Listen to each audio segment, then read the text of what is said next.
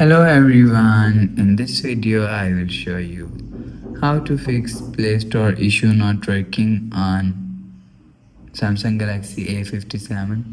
Let's start the video. First of all, if you want to fix this problem, so go to App Library. Here click on Settings app.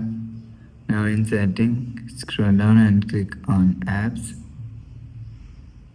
After click on Apps, scroll down and search Play Store app from here.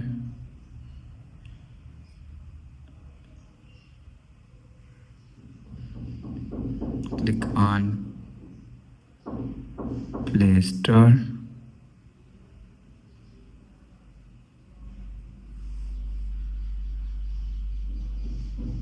Here showing you Play Store, and go back and just click and hold on Play Store app and click on this eye icon and click on storage and click on clear cache. After click on clear cache, go back to home screen.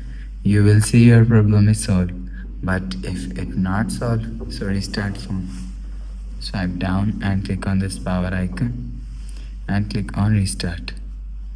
After restart, go back to home screen. You will see your problem is solved, but if it still not solved, go to App Library and click on Settings app.